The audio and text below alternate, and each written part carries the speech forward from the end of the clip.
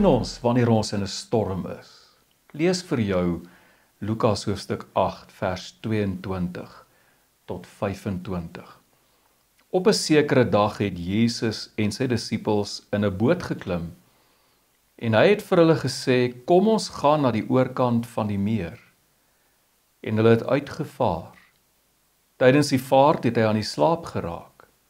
'n Ewige stormwind het op die meer neergeswiep.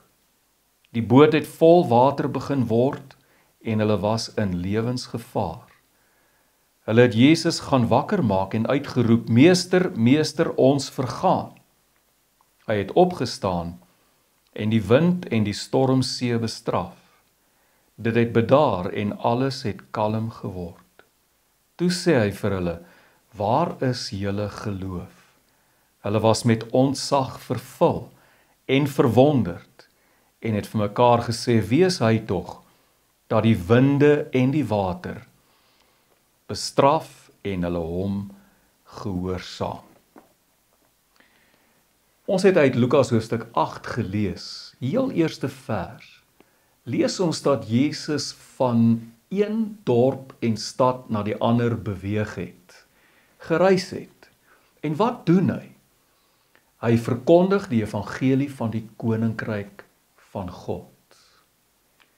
Daar is ook 'n aantal of 'n groep mense wat saam met Jesus beweeg het, sy 12 disippels en 'n aantal vrouens wat van allerlei bose geeste en siektes genees is.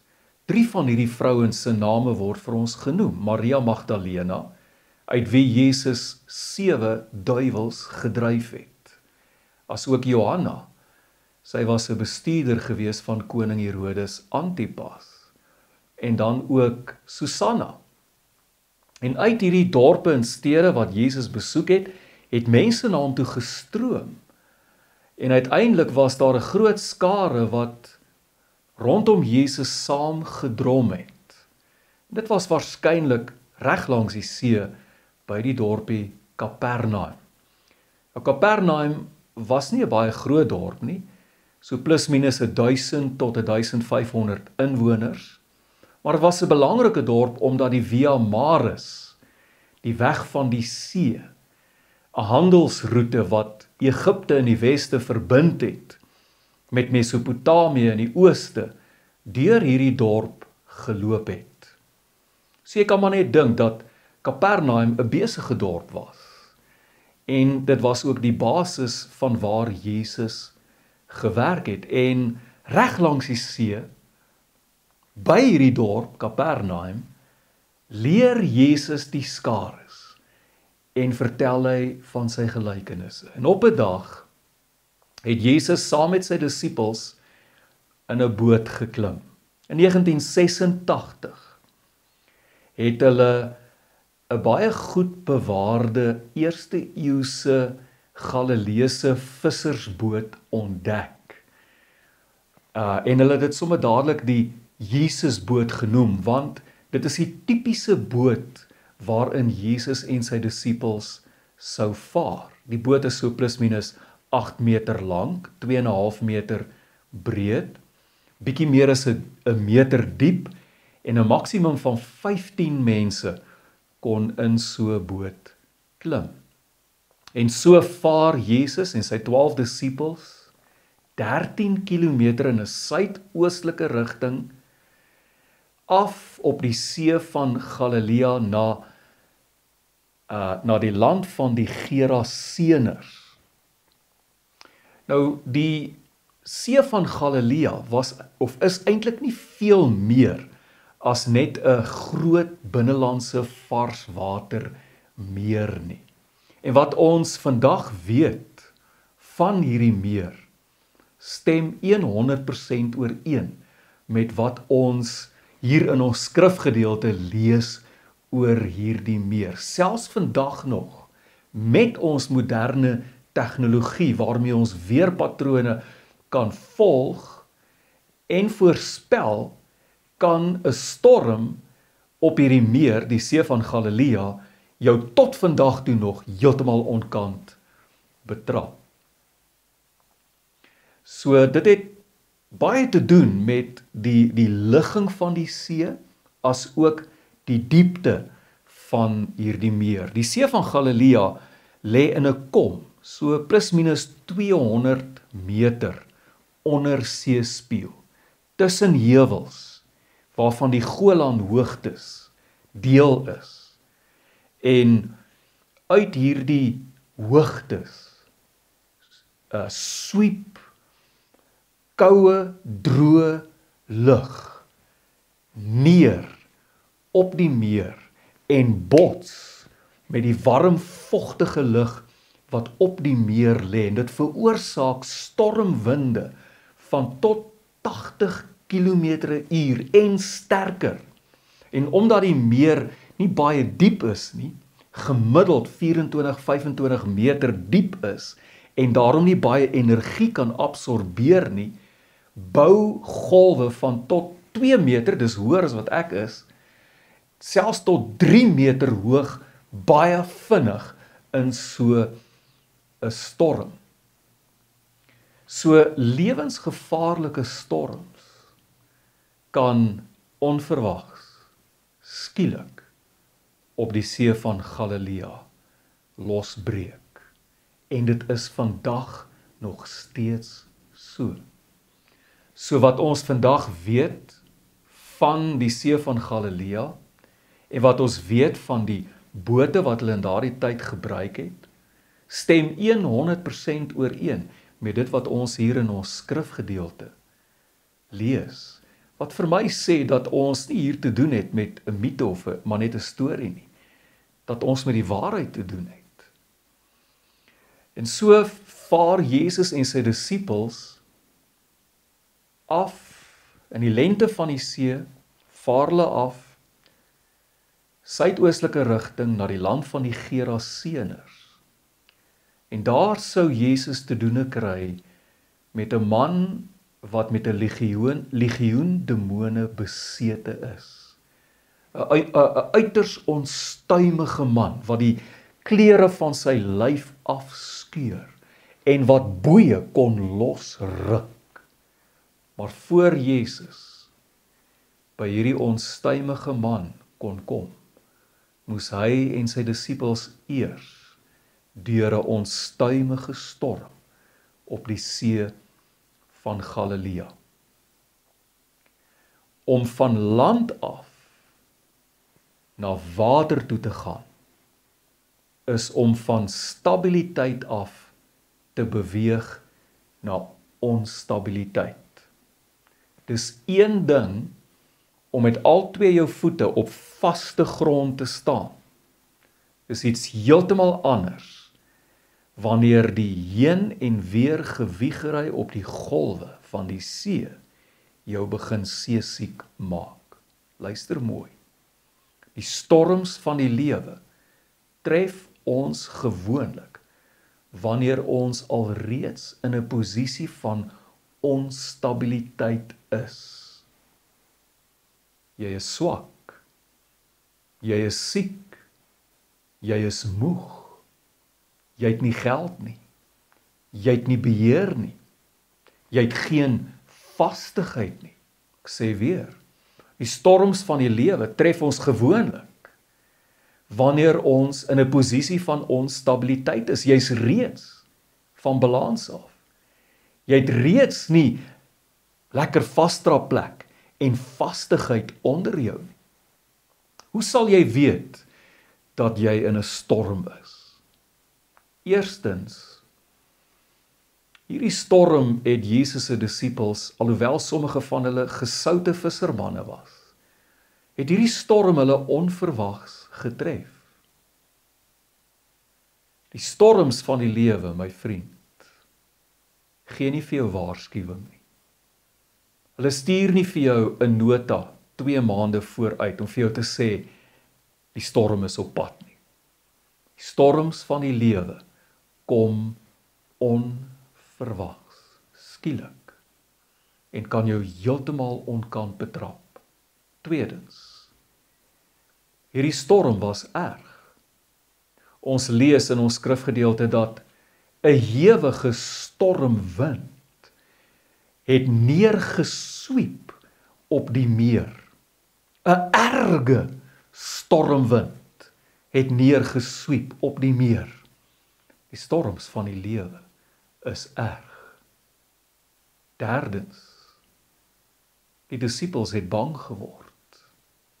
Jesus vra vir hulle, waarom is julle deiloi? Deiloi is 'n Griekse woordjie. Beteken bang of lafhartig. Jesus vra vir hulle, waarom is julle bang? Waarom is julle lafhartig? Die storms van die lewe maak ons bang. Dit laat ons terugdeins. Dit bring die lafaard in ons uit. Vierdens, hierdie storm het hulle lewens bedreig. Die golwe het in die boot begin slaan en die boot het begin vol water word en was op pad om te sink. Die storms van die lewe bedreig ons. En ek bedoel nie daarmee dat dit noodwendig ons lewens bedreig nie, maar dit het die potensiaal om ons te sink. 'n Storm, 'n lewensstorm kan jou finansiëel sink, dit kan jou huwelik sink, dit kan jou besigheid sink, dit kan jou drome sink. So jy sal weet jy's in 'n storm, as dit skielik kom, onverwags, as dit erg is, as dit jou bang maak, en as dit die potensiaal het om jou te sink. Jy sal weet van al die storms wat jy al in die verlede in jou lewe moes trotseer. Gaan jy op die oomblik deur 'n storm? Is jy nou op hierdie oomblik in 'n storm? Wonder jy ook, waarom slaap Jesus? Is die storm besig om al hoe erger te word? En jy vra, waar is Jesus? Die ironie is, dit is juis in die storm, juis in die storm, wat ons Jesus regtig leer ken. Die disippels was vertroud gewees met die Jesus wat besig was om te slaap in die boot. Hulle het hom geken, die mens, Jesus.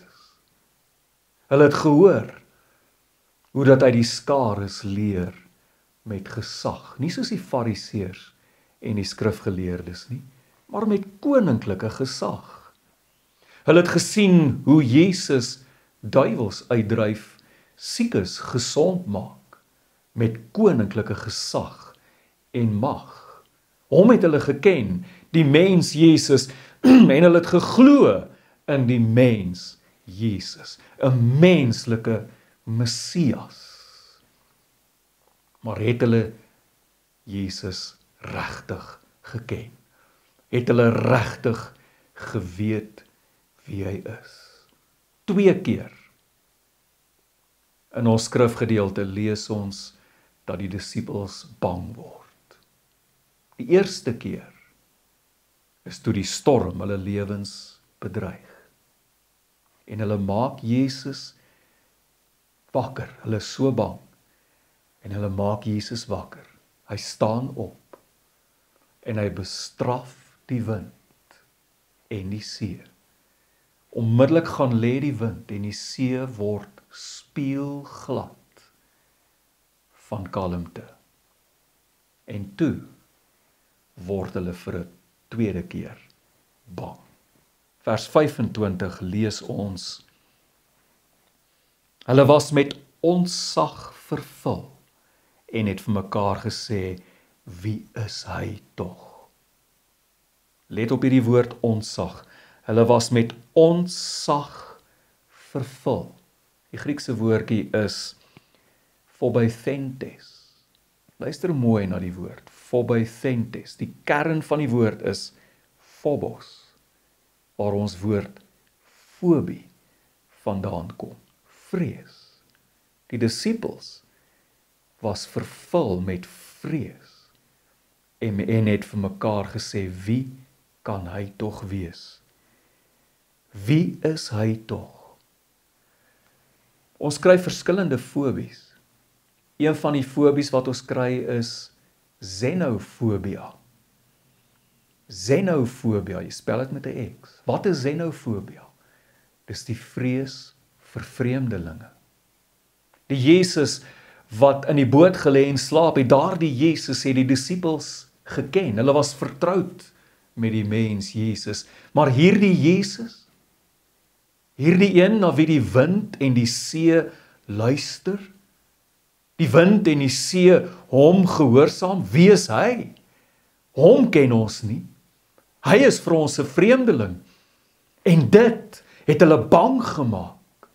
Bang gemaak. Want skielik het hulle besef, hulle het met meer as net 'n mens te doen. Ons lees in Psalm 107 vers 29. Die skrywer van die Psalm praat oor God en sê hy, God, het die storm stil gemaak en die golwe het bedaar. In daardie oomblik, toe die storm stil word, die wind gaan lê en die see kalm word, spieelglad, was Jesus se disippels bang. En hulle het besef, ons ken hom nie. Hy is meer as wat ons gedink het.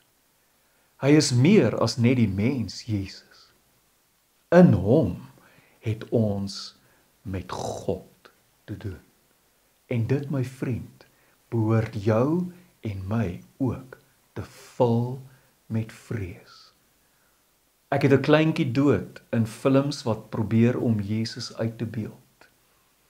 Want, nodeloos om te sê, hierdie films val gewoonlik vas in die menslikheid van Jesus.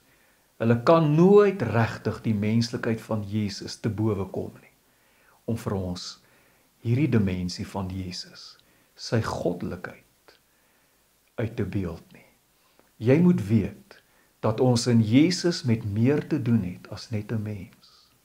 Ons het in Jesus te doen met God self.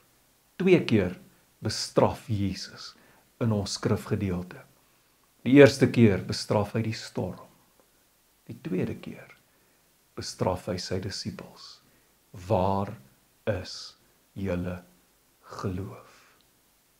Omdat ons aan Jesus dink as maar net liewe Jesus, saggies en teer, het ons nie geloof wanneer ons in die storm kom nie. Ek wil jou vandag voorstel aan die Jesus wat die disippels in die storm leer ken het. Die Jesus in wie hulle te doen gekry het met God self. God wat die storm stil maak en die see laat bedaar.